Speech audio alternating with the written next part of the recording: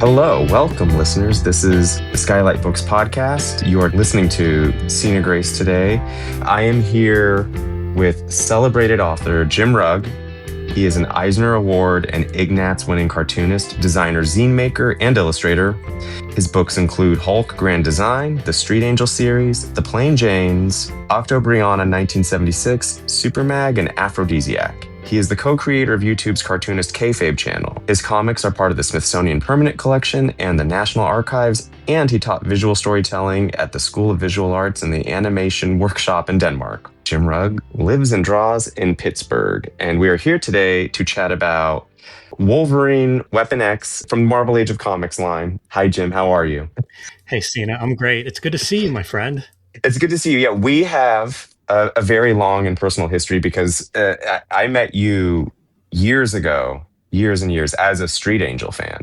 I worked at Heidi Ho Comics in Santa Monica, and I bought it monthly on the stands. And then I met you and had you sign the collected edition for me, the first collected edition. And you were very nice to me. You were very, very nice to me. And that stuck with me for a whole decade, because then after that, at one point, I was sort of your editor on something. It's funny to say I was nice to you. I can't imagine how other people respond when someone comes up with their work to get signed. It's like, this is the greatest, those are always the best moments. So yeah, I'd be weary of the person who's not very nice under those circumstances. I mean, I can speak ill of people. You don't ever speak ill of people.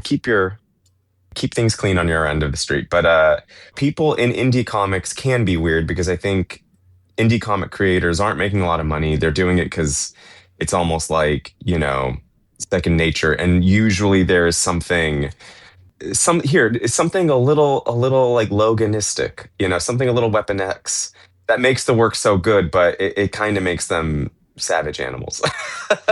So I think that part's fair. It's tortured artists, right? It is a strange experience actually making any kind of art or writing that you're putting in front of people. It's a vulnerable position to be in. And as you said, I think if you're coming from indie comics and alt comics, on top of that, you're probably not making a living from the work necessarily. And, it kind of adds to the struggle, I suppose. So all that is to say is it has been very nice to be your fan. It was very nice to be your editor on one variant cover for The Walking Dead. The Ghost variant. That's what it was like through Secret Headquarters or something. Yes. Was I even, whatever. Yeah. At this point, it's whatever. But no, right? We're allowed to say that. That was a really fun project. I do a fair number of covers and I like doing covers, but they're not all created equally. And that Ghost variant Walking Dead cover was really fun, turned out well, great reaction to it. It was just kind of a win-win. Yeah. And I remember you did, everything was like 120% with you, which is so great. But I remembered at one point feeling really bad because you gave your all to like every step of the process. And that was like one of my takeaways was you were incredibly professional. And then I felt sort of bad that you were like working too hard on a variant. But dear listeners, if you are editors with hiring power and money, give it all to Jim. I like that. Yeah, that's the goal, is just getting you more projects out of this. So I jumped at the opportunity. I hadn't actually read Weapon X in full. My experience going into Barry Windsor Smith's Weapon X was actually like these Wolverine trading cards I had, and sort of and then the back would tell you things that happened in it. And so we can get to sort of the quality of illustration in Weapon X throughout this conversation, but why don't you kick things off? I really, I read it. I found out sort of your experience and origin with Wolverine and Logan, but why don't you tell listeners what drew you to this book? What draws you to Wolverine? Yeah, I started reading comics when I was 10 or 11 at the time. It would have been the late 80s. It was a good time to get into comics. There were a lot of my favorite artists, and maybe it's anytime you start reading comics, whoever you find first is going to be your favorites. But I gravitated to Wolverine as a character, and really what I started following from the beginning were the artists. and Wolverine was a top selling popular book. So that meant, Jim Lee, Rob Liefeld doing guest star appearances, Mark Silvestri, John Buscema, Bill Sienkiewicz, John Byrne. Like, I'm naming, for anybody that's unfamiliar with these names, some of my favorite artists, certainly as whenever I was getting into comics, my favorite artists. Mike Mignola did a really cool Wolverine story around that time called Jungle Adventure. So some really big artists would work on Wolverine. And as somebody who wanted to make comics, I'm just copying these artists, and I'm kind of like, going from my favorite artist to my favorite artist. And I cared much more about the artist than I did the books. But I grew up in the middle of nowhere, so I had kind of like a drugstore and gas station comics and whatever I could find. I didn't have a comic book store, and that meant mostly Marvel and DC stuff and not a lot of back issues, not a lot of comics culture, so to speak. It was just whatever I could find, each week on the newsstand. And I found Comic Scene magazine. It had a Wolverine story at the top of the magazine, as I think it was like Wolverine Goes Wild or something like that. And I would just read anything I could find about comics because, again, I wanted to figure out how do you actually make these. Like, I wanted to be a comic book artist. And the article was about Weapon X, and it was featured Barry Windsor Smith's artwork. So as a kid who's following around artists and kind of collecting my favorite artists, I had never seen Barry Windsor Smith's work before that. I was probably a year or two into my reading of comics, and it just stood out to me. It's like, this is my favorite character, and I've never seen him look so cool as he looks in the previews in this article. And I fell in love with Barry Windsor Smith pretty much that day. And fortunately, I got the magazine shortly before Weapon X came out. So it was on my radar, and I was basically waiting whenever that first issue of Marvel Comics Presents hit the stands a couple of weeks later. I was copying Barry Windsor Smith art from the article itself and just couldn't wait to kind of get more of it. And so that was my entry point into Weapon X and into Barry Windsor Smith. Since then, I've gone on to admire a lot of his work. He's probably known for Conan the Barbarian, was probably one of the first big successes he had as an artist and gaining followers and fans, but had a very strong career. Did collaborations with Chris Claremont on X-Men, did a lot of early Valiant work. Recently did Monsters, a huge graphic novel that Fantagraphics published that started out as a Hulk book in the 80s. Some of the articles that I would read in interviews with Barry Windsor Smith about Weapon X, there was reference to Monsters, like he had been working on it for decades. So kind of a different artist from most of the Marvel types, because he would do everything himself. And, whenever you're a kid trying to make comics, that's the position you're in, right? I didn't know a letterer or a colorist that I could hire. It's kind of up to you to do everything yourself. So finding an artist that was doing virtually everything himself and at a very high professional level, that really spoke to me as well. So there were a lot of levels. As soon as I came in contact with that article and with Weapon X, it really resonated with me on every way that a comic book could at that time. You talk about all of this in the book, and my first question I wrote down was do you still have those drawings? Do you still have, because I have my drawings of me trying to do Batman Returns. Do you still have them? Sadly, I don't. I have drawings that go back to about age 18, but very little before that. And these would have been drawings I did, when I was 12 or something like that. Yeah. And unfortunately, I don't have them. I wish I did. I miss them.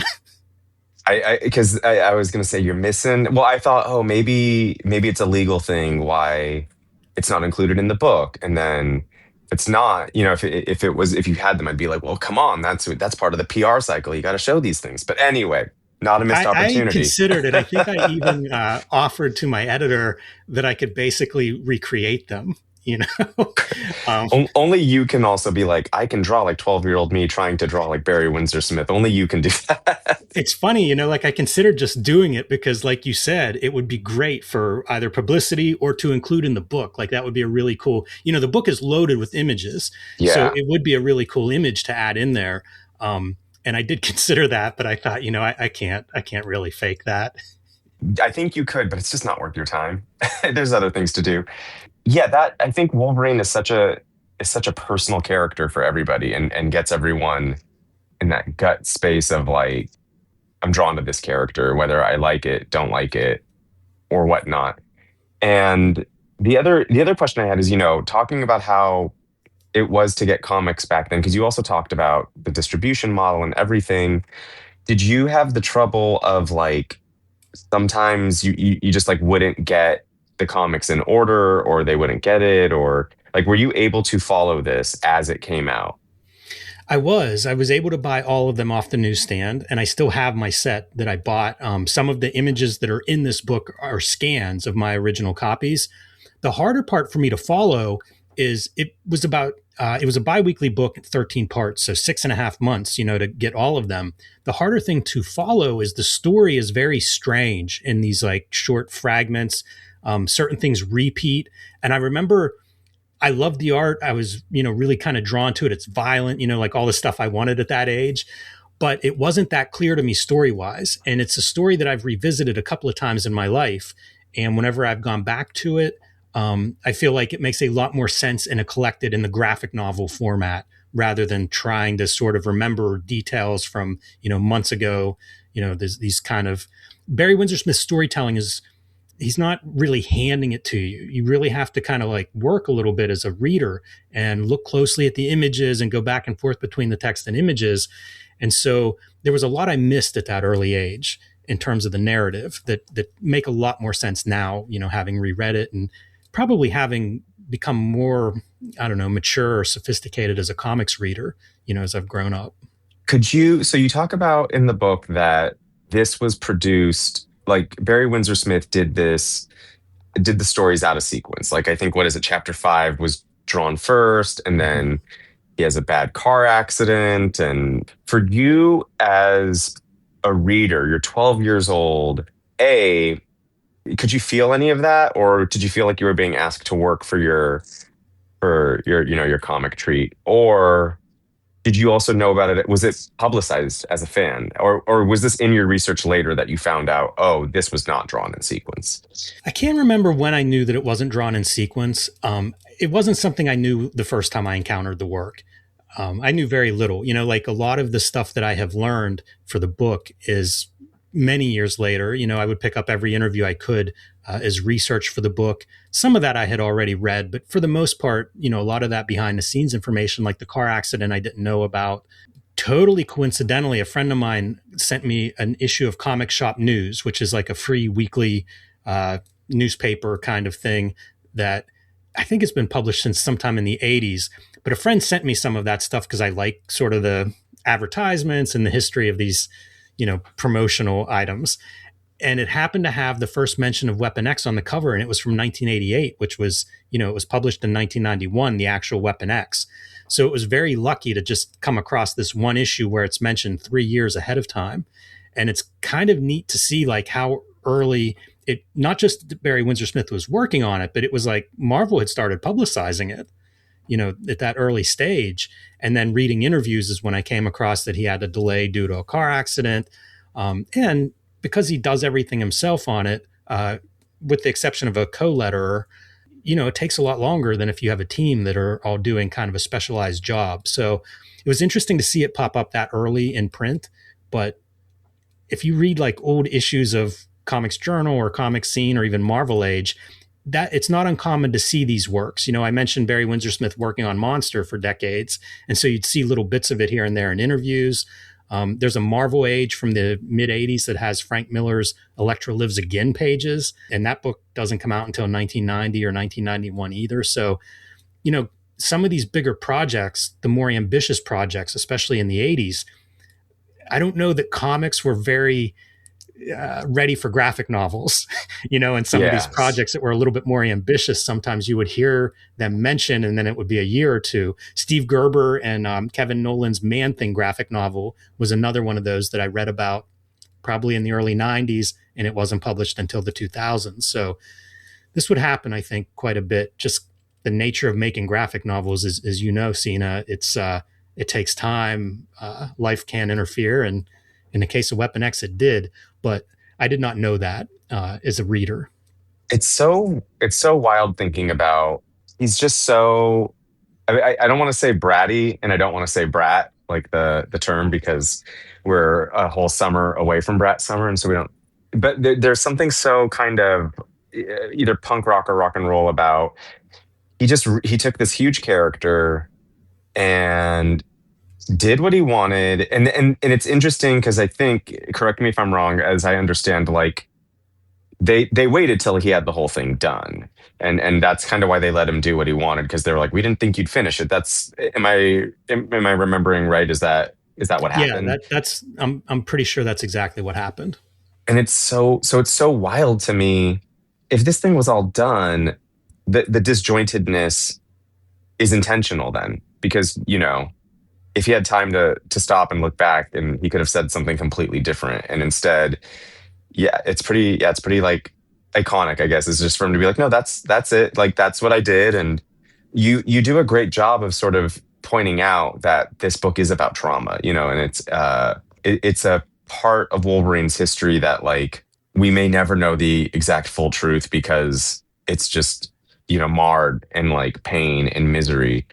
It's a horror piece, and it's wild, that he got to do a horror story with one of their biggest, pretty much the first or second biggest character. It's like him and Spider-Man at that point in Marvel's publishing history. It's like that's wild. And so yeah, tell us a little more. I know this is, I'm saying your things because I read it and I want to, do my book report, but and for people who don't know what the Weapon X storyline is, I realize we're both like insider baseballing each other, and there can be people who are listening to this because they love the SKYLIT Books podcast, and they don't know who you are, they don't know who I am, and they don't know about Bloomsbury's Marvel Age of Comics line. Yeah, I can give a very quick kind of overview of the Weapon X story. So, 1991, it's published. Wolverine had been around for 15 years at that point, and is, like you mentioned, one of Marvel's top two characters next to Spider-Man, and completely unknown, like where he comes from. He's sort of this mystery man character.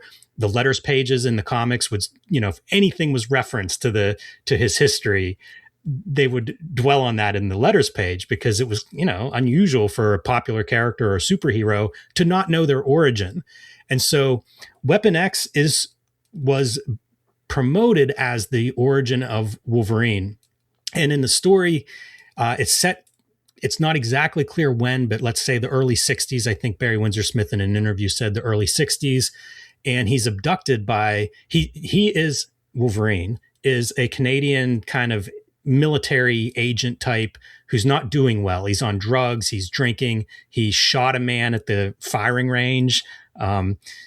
So he's on leave from the military, and he's abducted by a couple of guys one night after a bender and taken to this facility where he is drugged heavily, subjected to some kind of pseudoscientific process where they bond metal with his skeleton.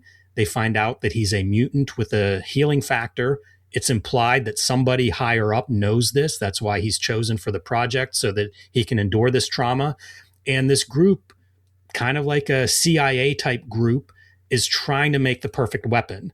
And that involves also like brainwashing and mind manipulation of him. So it's a really sadistic story. And especially whenever you consider this is a character that's more or less, popular with, I don't know, 10, 12-year-old young readers, but it's a very R-rated story, all things considered. And that's part of my fascination with it. I was at an age where I'm renting horror movies. You mentioned horror, and the story is completely a horror story, but it also fits in perfectly with things like Friday the 13th or Nightmare on Elm Street or Texas Chainsaw Massacre. All the stuff that I was sort of getting from my video store, I was finding now in this character, and especially in this treatment of the character. But as an adult, I look at that and think like, I can't believe that Marvel let this happen because it seems so inappropriate, Yeah. for a character that is popular with a young reading group, that you would have this level of like R-rated violence and debauchery. And it's very sadistic throughout most of the story. The interesting thing at the beginning, you mentioned learning about Weapon X from trading cards. There have been toys made of the Weapon X version of Wolverine. He appeared on the X-Men animated show in the 90s, so cartoons about this story. And I mentioned, I think I opened the book with like naked, bloody, and claws, coming through the hallway, just killing people. It's really strange that this is more or less a kid's character. And this wasn't an underground comic. This was officially published by Marvel at a time when they were near the peak of their sales powers, and they just let it go. So it's pretty interesting to me to see how that character and that treatment made it into pop culture. And, trading cards, toys, these things were definitely aimed at kids in the 90s, at least. Now we kind of have an adult class of collectors that are into the Marvel characters and DC characters and stuff. But it was still pretty much aimed at kids in the 90s. And it seems like the most inappropriate of kids' media. And you mentioned this a little bit too, but it just goes back to you talk about this with the Comics Code Authority. It's so fascinating to me as a consumer of pop culture that violence is put so much lower down the like alarm system than nudity or sexuality. Like that was the big issue that book was up against, is like he's naked for the most part. And they're just like, oh, draw some more shadow around the thighs, especially in that scene where he's goring someone to death. Like, I'm talking to a lot of people who are telling me that their preteens are watching the Invincible cartoon with them. And I'm like, yo, that's wild. Like, like when I grew up, it was taboo to watch The Simpsons. And I hear people, getting mad about. I remember when The Walking Dead, the flagship show or whatever, was on the air. If ever there was like a storyline about characters' interpersonal relationships that the viewers thought were amoral, they'd be like, "I watched this with my kids. This is a family show." Is it? You just watch someone's throat get slit, like, and poured into a trough. Anyway, so it's. I think that's the thing, and maybe what's even kind of wonderful about the Wolverine character is when you do find out these awful things happen to this person and he comes out the other side, one of the greatest heroes, one of the most reliable heroes, one of the most, oddly compassionate, aside from like he will take your girlfriend, but like everything else he actually has a pretty good moral code about. It might be helpful. You're a little kid reading comics and you're going through bad things, and you see that this thing something magical, not magical, but like a hero can come from so much pain. That might be inspiring. But it is wild that, yeah, looking at all of this, I was thinking, I'm like, Jesus, like Marvel. Yeah. Is it, do you think, because that's the other thing, Barry Windsor Smith's style, for people who don't know, it's very pretty. It's like beautiful to look at. Even if he's drawing something outrageously horrific, it's just like his line weights and sort of the curvature around the cross hatching, the inking, all of it is very, it's very beautiful to look at. It's very, you can't take your eye off of it. I've come to describe him as, I think he's the best figure artist, sort of in that traditional figure drawing style to work at Marvel Comics. And that's saying a lot because, the figure is such the primary focus of superhero comics. But Barry Windsor Smith leaves comics for a while, studies fine art, and when he returns, his figure is impeccable, and it's almost like a Renaissance, Yeah. sort of approach to figures. So it is extremely beautiful. Part of what makes the story so compelling, I think if this were just kind of an ugly visuals, that focused on the gore and the violence, I don't know that this story would have the legs that it has. Like part of the appeal, because it's visual, is that it is so beautiful. It's kind of this ultimate contrast between what he's going through versus what we're looking at. Right. At the same time, when DC had Vertigo, the solution to make sure a kid wouldn't buy the book is, hire Dave McKean, make it ugly for a 7-year-old. But this, these bold colors and these beautiful shapes, it's like intoxicating. And I think it goes back to what you were saying too. Like you're 12 years old and you want to rent the horror movie. And I think because it is Wolverine, there's a part of you that like, you're like, well, I know he becomes Wolverine, but at the same time, it's like, it's watching your favorite character get tortured, and then it's watching your favorite character become the villain of the story because, how many animals were killed in the making of this comic book. Yeah, I do wonder. I have a chapter on that. Not how many animals are killed. It's called, I think, Monsters, Animals, and Men, or Animals, Monsters, and Men. I do think that Barry Windsor Smith was very thoughtful in what he was putting together here, because we do see Wolverine test, or Weapon X tested against, wolves and a bear and a tiger, and that makes for, again, very beautiful imagery. But then he is presented as the monster, right? He's the mutant, and they're treated as outcasts, and it doesn't matter what we do to him because he's this other, and almost presented like the monster, while really it's the professor and his team that are working on Wolverine that are the monsters. And it's this great kind of, who's the animals, who are the people, who are the real monsters in this story. And again, as beautiful as the artwork is, I kind of think Barry Windsor Smith also creates those elements in the narrative and in the story too, where you can read this and it's not just senseless violence. You're able to kind of look at it and really think about what roles are these people occupying, Yeah. in this story. And it's not, it's that contrast once again, which I think most great art, contrast is really a big key to that. And I think that Barry Windsor Smith does that both in the art as well as in the narrative. Yeah, the sadism and the beauty go really well together. I reading this and then like with the images next to it and thinking about how I saw this stuff as trading cards, and the trading cards aren't they don't usually show the more like horrific scenes from this book.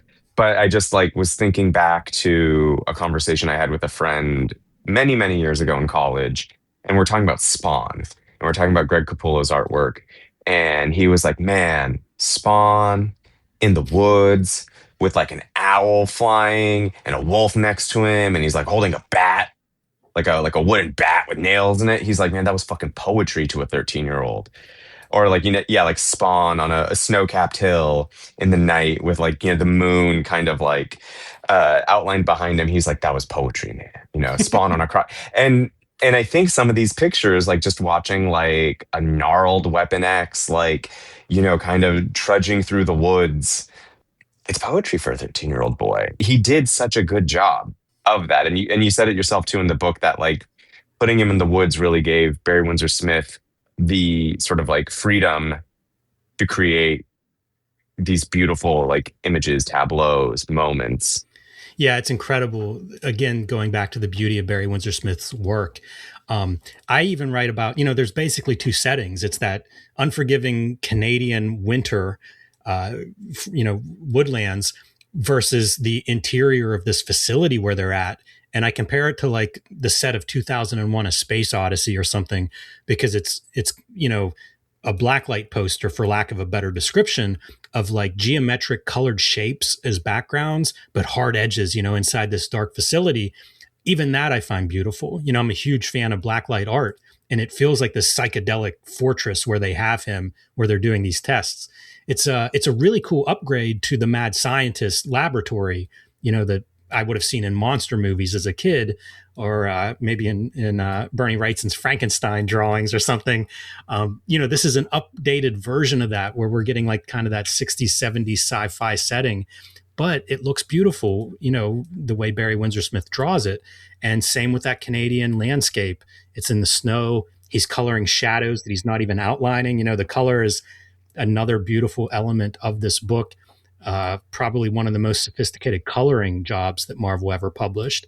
And interesting because it's done not by a traditional comic book colorist, but by Barry Windsor Smith. So I don't know if that's just an inherent quality of his, of like, oh, he's fighting these wolves in the wilderness, so it's beautiful because Barry Windsor Smith, I don't know if he can draw any other way, but it complements the story so well. It's one of those things, either he's just a great artist and everything he draws is going to look good, or this is just a marriage of like subject and his talent, are a perfect fit together.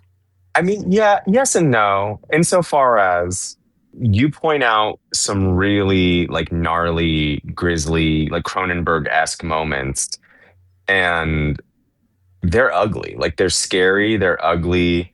The compositions on those pages, it's like there's a cacophony of like lettering and reactions. So obviously, I guess like the difference between like everything is beautifully drawn, but not everything is like drawn to be beautiful. For sure. And some of those, and I think some of those nature scenes, and going back to composition, it's like just the body language in it, when he's like wrestling with that tiger, it's beautiful, so it's crazy. Yeah, he knows when to do what, and I think that's like one of the more fantastic things about this too is that even though the style does change, it doesn't feel as jarring as like if someone used a different inker between issues. It still feels of a piece. It's interesting, that he drew this out of sequence because I know a lot of graphic novelists today. The graphic novel has maybe supplanted the comic book as what cartoonists are working in terms of format, and that is often 100 pages or 200 pages. And I know graphic novelists that will draw their book out of sequence because inevitably your style will sort of change over time, and by drawing it out of sequence, it's not as jarring. You don't look at the end of the book and say, oh, he's trying to make the deadline, or he was tired, or whatever the case may be. And one way to circumvent that is to draw out of order. So in certain ways, he was kind of pioneering some of these techniques, but again, I don't know how intentional something like that is. Yeah, I know for me, I do that on graphic novels on purpose because it takes me a minute to warm up to the characters. And Right.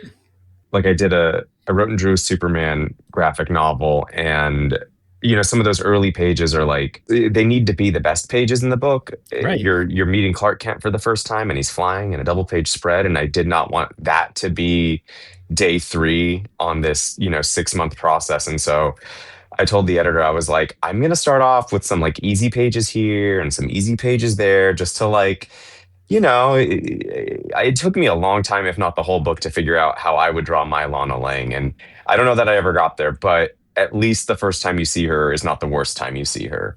Right. And I do, yeah, I stand by that. But it's interesting because editors don't, like graphic novel editors don't want that. Like they don't want to know about it. They're like, you just send me the whole book when it's all done inked, all done being inked. I don't need to know what happens when. So don't give me progress reports.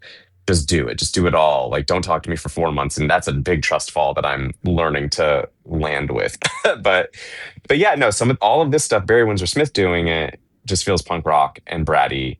Because even just some of the things of like this professor character you've mentioned is not Professor Xavier, but he is bald. Loki looks like Professor Xavier. And he's like, oh, I didn't even think about that at the time. Haha.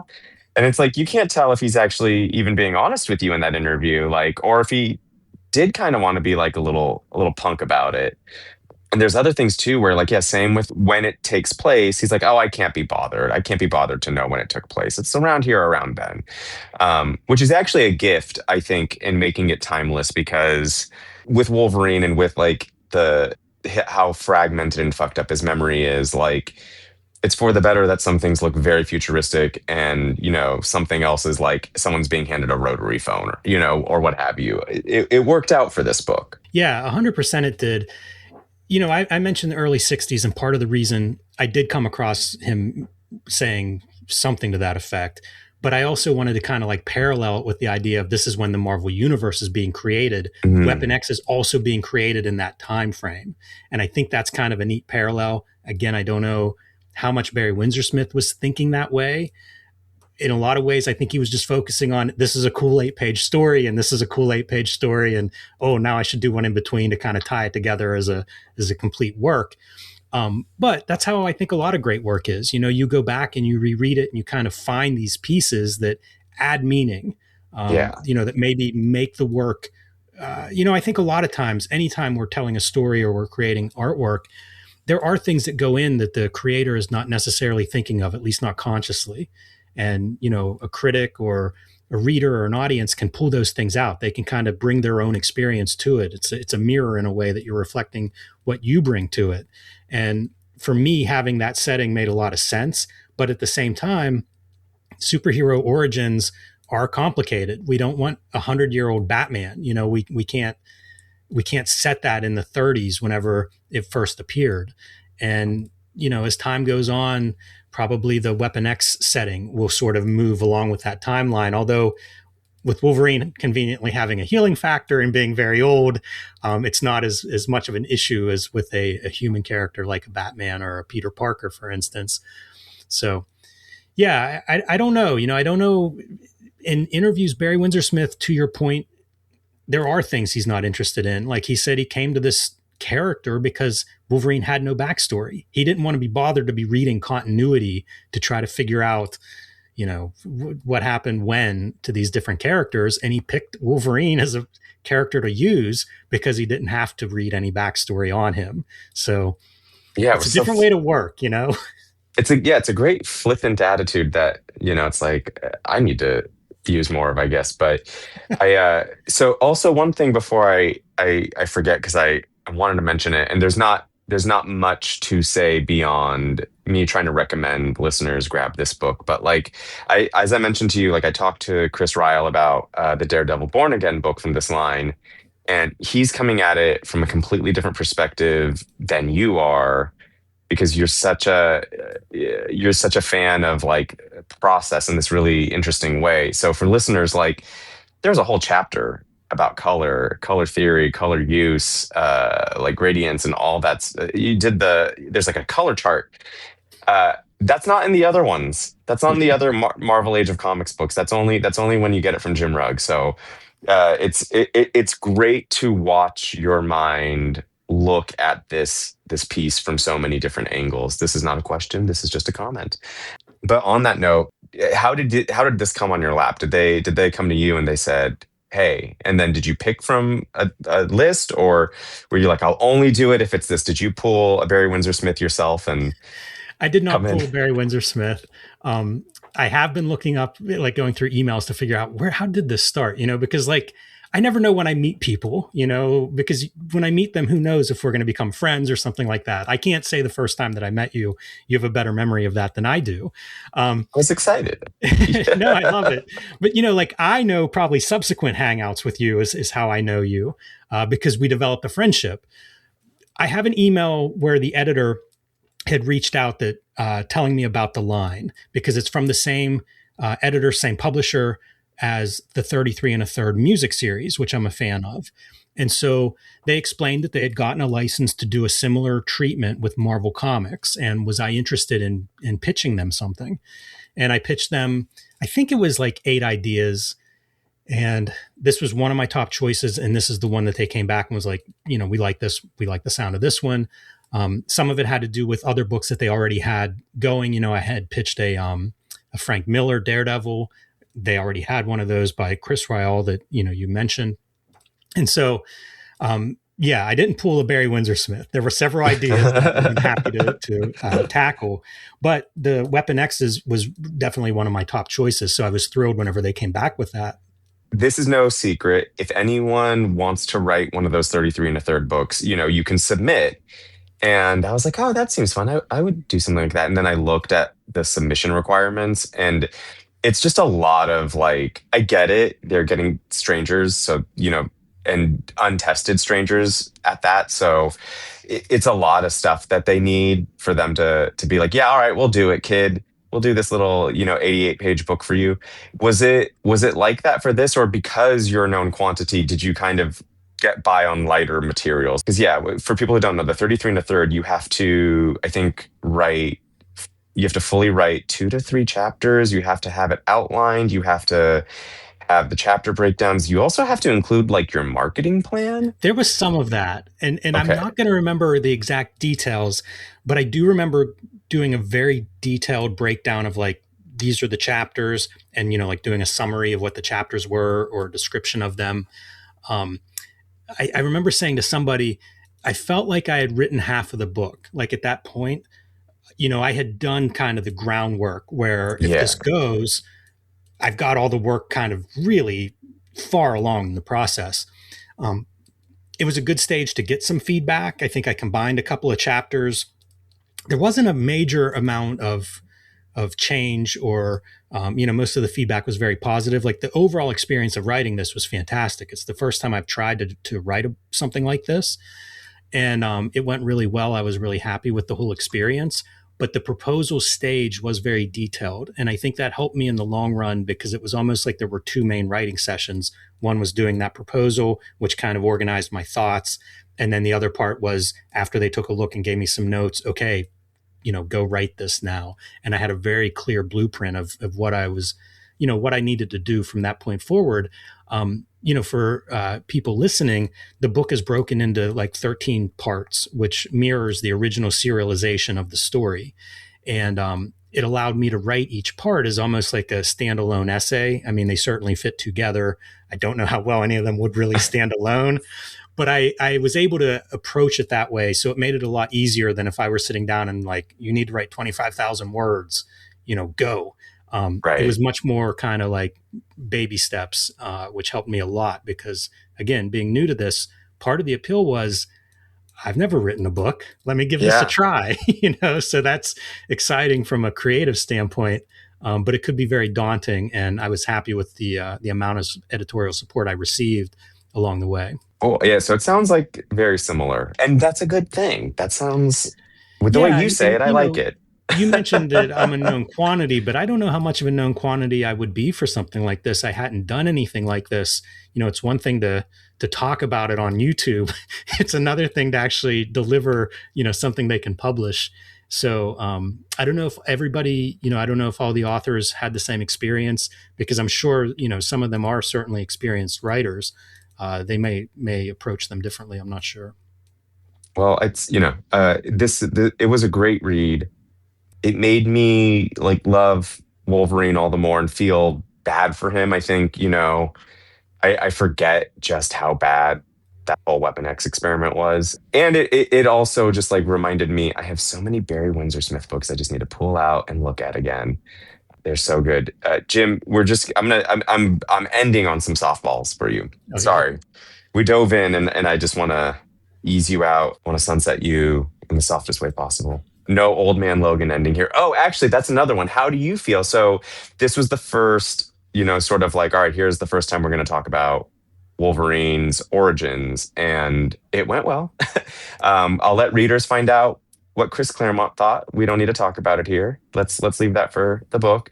How did you feel? I know that like then when I was around the age you had this, that's when they decided, let's really reveal Wolverine. Like, let's show his adolescence. Let's show where it really happened. And it was Origin, written by Paul Jenkins. Did Joe Quesada draw all of that?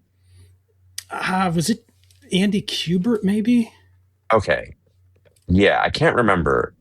I that I should have looked that up because I knew I was going to ask Well, this. I'm going to disappoint you a lot with my answer to this. Oh, I mean, I. How did you feel? There's no wrong answer because I'm not going to be over here being like, this was my like opening salvo to loving Wolverine.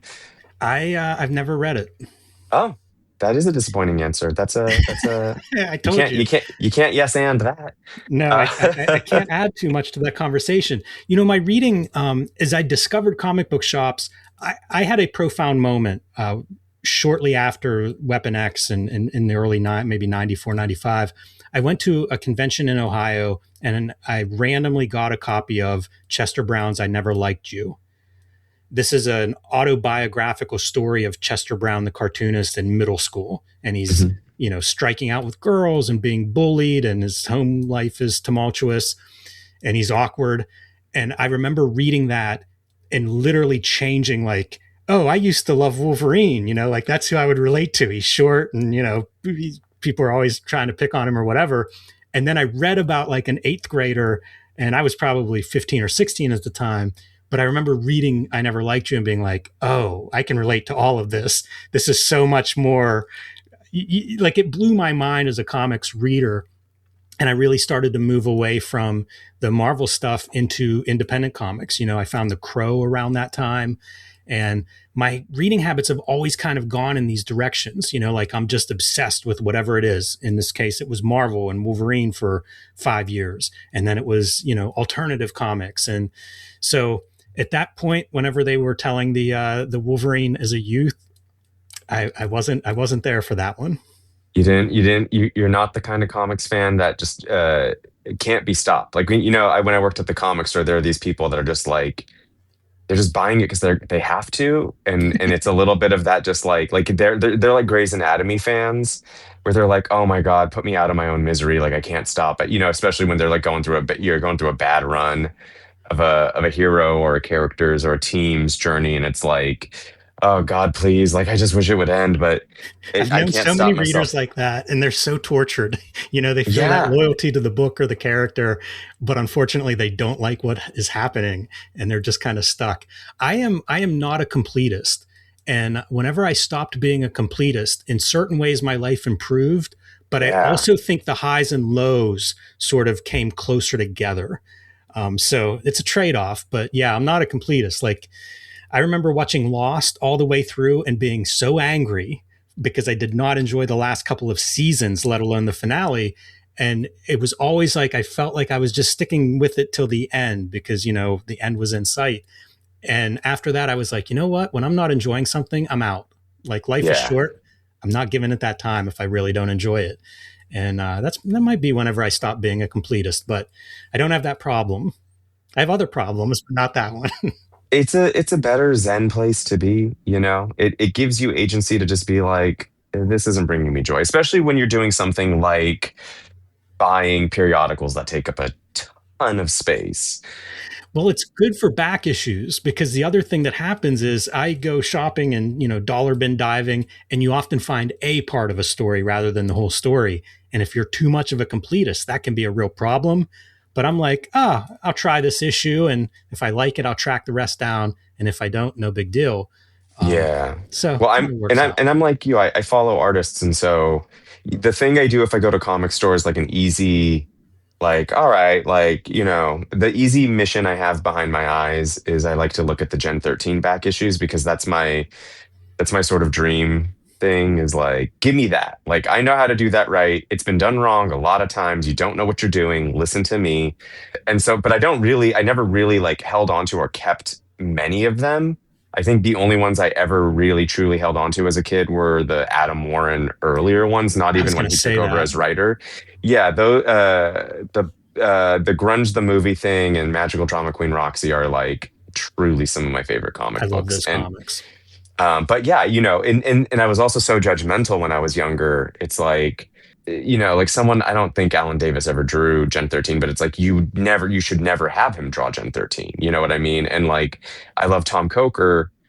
Tom Coker should have never drawn Gen 13. He wasn't like, hip. It's like, and the way he drew them was like so weird. And it just turned me off as a kid. But now as a grown up, I love Tom Coker. And how many published pages of Tom Coker are there out in the world? I might as well just go get them all. So it's stuff like that where I'm going back. And Gary Frank, that's the one. I might get in trouble. Who cares? But it's like, who thought? You know who's a good replacement for J. Scott Campbell? Gary Frank. They're very different styles. I love Midnight Nation. I love his art. But like that is not the solution to like that is not the hard pivot you do when it's a book about sexy horny teenagers who are super hip and super like en vogue in their universe. So Yeah, I don't want to rag on Gary Frank because I do think he's a very, very good comic book artist. But you're right about styles, and I didn't like whenever he was drawing the Hulk.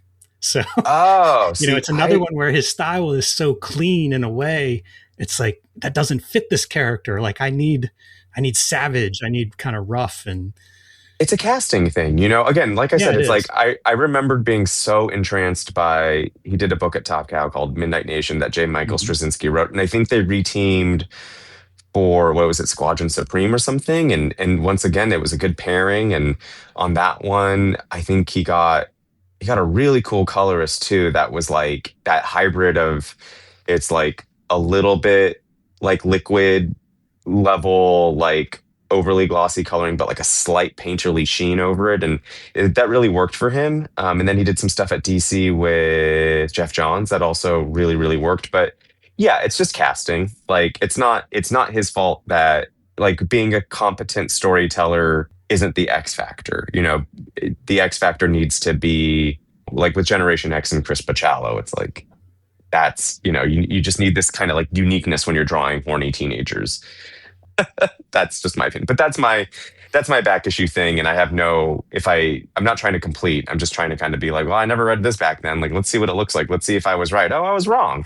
But yeah, comic books. We love them. We love them. And that's why everyone should like really, really read the Wolverine Weapon X Marvel Age of Comics book that you have written. And also too, you said it has a lot of anything you described gets shown, which I think is a rarity in books like these, that you got so much in there in terms of like, it's just a good little like also pocket Barry Windsor Smith guide, like just to be like, I want the best of from this book. Yeah, well said. Thank you. I appreciate that. Yeah. All right. So real quick ones, won't get you in any trouble. Your most favorite Wolverine artist, and you are allowed to have two. You can't have three. Oh man. I think I'm going to say Mark Silvestri because he was drawing X-Men when I started. So that was my first kind of Wolverine exposure. And then he did a good run, or a run that I loved on Wolverine. So that's one of my top guys. Man, these are hard questions because a lot of good artists drew Wolverine. Yeah. I'm going to go. I lied. This wasn't a softball question. outside of the box and say Mark Texiera. Okay. Who did I don't know, 6 or 8 issues or so after Mark Silvestri. And he kind of did this heavy rendered style. And I really liked that. And of course, I'm assuming Barry Windsor Smith's off the table since, we've been talking about him the whole time. Otherwise, he would have to be number one, given the subject of this interview. That's why I said you can't have a number 3, because I knew you were going to do that. All right, this one might be reasonably shady. Who's your least favorite Wolverine artist? Least favorite. I'm going to say Andy Kubert. I did not love, he followed the Jim Lee. He kind of followed that Image group whenever they left. He took over some X-Men art, and I didn't resonate with that like I did others. And it's, again, he's a great cartoonist, but that wasn't a fit for me. Yeah, I gotcha. Hey, no wrong answers. All right. Most favorite Wolverine costume? I like the classic yellow and blue, like that original costume. That's what he came up with, like first appearance. And then they returned to that in the 90s when I was reading it. And I thought it was really cool whenever it came back. All right. Least favorite costume? I don't know if I have a least favorite. Sometimes I look at the that brown and orange, that was the costume he wore in X-Men when I started reading. And so I just took it for granted. That's what he looks like. And I liked him. But now probably when I look at all the costumes, that's one that I look at and think like, how'd they come up with that costume? It's wild that people love it because he's back in it. And people are like, return to form. I'm like, has he? This is wonderful. Jim, is there anything else you're working on that people should know about? Is there some places online you want people to find you? You can find me on Instagram at Jim Rugg Art. You can follow me on Substack at Jim Rugg. I try to share everything that I have going on because I do self-publish.